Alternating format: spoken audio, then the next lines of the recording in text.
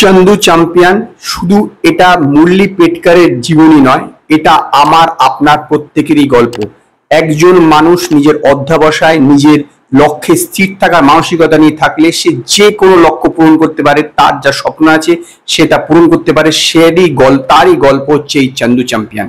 কিভাবে মুরলী পেটকার একজন সাধারণ মানুষ থেকে কোন পর্যায়ে যেতে পারে এবং সে সেনাবাহিনীতে কিভাবে যোগ দিল, সেখান থেকে কিভাবে বক্সিং এ যোগ দিল এবং তারপরে প্রথম ব্যক্তি ভারতীয় ব্যক্তি হিসেবে প্যারা অলিম্পিকে কিভাবে স্বর্ণ মেডেল পেল, সেই যাবতীয় কাহিনী নিয়েই হচ্ছে চন্দু চ্যাম্পিয়ন। চন্দু চ্যাম্পিয়নকে যেভাবে এখানে কবির খান প্রেজেন্ট করেছে কার্তিক আরিয়ানকে, সেটাই এক কথা অনবদ্য। কারণ কার্তিক আরিয়ান এর জন্য নিজেকে প্রচুর প্রস্তুত করেছেন এবং শুধু তাই নয়, সেটা অন স্ক্রিন খুব ভালো দেখা দিয়েছে। শুধু যে তার ফিজিক্যালি চেঞ্জেস সেটাও নয়, তার অ্যাক্টিংও কিন্তু বিস্তর চেঞ্জ হয়েছে। নো ডাউট কার্তিক আরিয়ানের এই সিনেমাটা হচ্ছে তার ক্যারিয়ারের best performance as an actor. এটা বলতে পারবো না যে বক্স অফিসে কিরকম পারফর্ম করবে, তার কারণ কিন্তু অ্যাডভান্স বুকিং এর অবস্থা খুবই খারাপ এবং তার পাশাপাশি হলেও কিন্তু খুব কম লোক ছিল। যদি এর ওয়ার্ড অফ মাউথ, আমার দৃঢ় বিশ্বাস যে ওয়ার্ড অফ মাউথ ভালো হবে এবং আস্তে আস্তে এই সিনেমাটা রাইজ করবে। তবে কোন জায়গায় পৌঁছাবে সেটা কিন্তু বলা কঠিন, কারণ বক্স অফিসে এর কিন্তু সেরকম ভাবে রেসপন্স পাওয়া যাচ্ছে না। সিনেমার কথা আছে, সিনেমাটা ওয়েল মেড সিনেমা, এরকম নয় যে কবির খান আজ পর্যন্ত যত সিনেমা বানিয়েছে তার মধ্যে এটা সবচেয়ে ওয়েল মেড, কিন্তু কার্তিক আরিয়ানের বেস্ট সিনেমা, এই বিষয়ে কোনো সন্দেহ নেই। কার্তিক আরিয়ান যেভাবে মুরলী পেটকারের যে জীবনীতে নিজেকে ট্রান্সফর্ম করেছে, সত্যি কথা বলতে গেলে সে দেখে মনে হবে যেন সেই মুরলী পেটকারের জীবনটা বেঁচেছে এরকম ভাবে।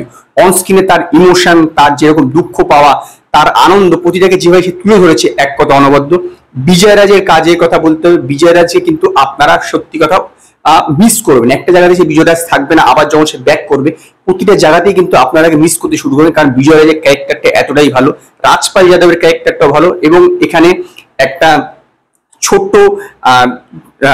ছোট্ট রোলে আছে শ্রেয়াস তালপাদে।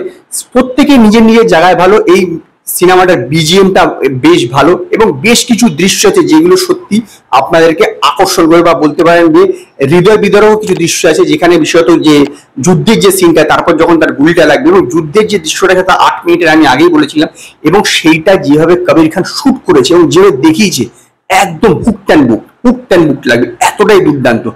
এই সিনেমাটা ফার্স্ট হাফে যথেষ্ট কিছুটা বলতে পারেন স্লো এবং অনেক জায়গায় মনে হবে যে আপনার যেন সিনেমাটা শেষ হচ্ছে না, অনেক লম্বা, কিন্তু সেরকম কিন্তু কিছু নয়। অ্যাকচুয়ালি ব্যাপারটা কি হচ্ছে, ফার্স্ট হাফে না সেরকম একটা ইমোশনাল সেরকম কিছু বাউন্ডিং নেই, একটার পর একটা ঘটনা চলে আসছে এরকম পরপর হচ্ছে। কিন্তু ফার্স্ট হাফের শেষে যখন ইন্টারভেলের আগে যে ইন্টারভেল ব্লকটা, তারপরে যখন সেকেন্ড হাফ থেকে মুভিটা যেরকম একটা টার্ন নিল, এক কথা অনবদ্য। মানে সেকেন্ড হাফ থেকে একদম শেষের ক্লাইম্যাক্সের 10 মিনিট আপনাকে রুদ্ধশ্বাস করে দেবে, এরকম মনে হবে যে আপনি নিজে ফিল করবেন, আপনি নিজে হাত তালি দেবেন যে তার জয়টাকে আপনি যেভাবে সেলিব্রেট করবেন, কারণ এতটাই দুর্দান্ত লেগেছে এবং কবির খান তাকে এতটাই দুর্দান্ত প্রেজেন্ট করেছে, এত দুর্দান্ত দেখিয়েছে যে সত্যি কথা বলতে গেলে এক কথা অনবদ্য ফিল্ম। মাইয়ে বললাম যে এটা একজন যে কোনো মানুষের গল্প, আপনি নিজেও সেটা যে কোনো পরিস্থিতি থাকুক না, আপনি চন্দুর যে জার্নিটা সেটাকে ফিল করবেন, মুরলী পেটকারের জার্নিটাকে আপনি ফিল করবেন, আপনার মনে হবে আপনিও এটা পারতে পারেন যদি আপনি আপনার নিজের লক্ষ্যে স্থির থাকেন, নিজের আত্মবিশ্বাস রাখতে পারেন, তাহলেও কিন্তু আপনিও চন্দু চ্যাম্পিয়ন হতে পারেন। প্রচুর দৃশ্যগুলো খুব ভালো আছে, যেরকম তার বক্সিং করার সিনটা এবং তারপর যখন সে ফার্স্ট টাইম রেসলিংটা করছে সেই সব দৃশ্যগুলো, সমস্ত দৃশ্য আলাদা করে কি বলবো, বহু দৃশ্য এখানে আছে যেগুলো মেমোরেবল দৃশ্য। তবে হ্যাঁ, আমি আবারও বললাম, বক্স অফিসে এটা কথা ছাপ রাখতে পারবে সেটা কিন্তু বলা কঠিন, কারণ এটি লোকের মনে একটা ধারণা হয়ে গেছে যে এটি একটি বায়োপিক এবং স্পোর্টস ড্রামা। এখন লোকে বায়োপিক এবং স্পোর্টস ড্রামা দেখতে পছন্দ করছে না, কাজেই দর্শক যদি হলে না আসে তাহলে সিনেমা আয় কি করে হবে। আমি বলবো আপনারা একবার দেখুন, আমি নিশ্চিত আপনাদের সিনেমাটা ভালো লাগবে, কারণ সত্যি বলতে গেলে কি সিনেমাটার মধ্যে ভালো লাগার মতো উপাদান যথেষ্ট আছে এবং সেই কারণেই আমি চন্দু চ্যাম্পিয়নকে 5-এর মধ্যে 4টে স্টার দেবো।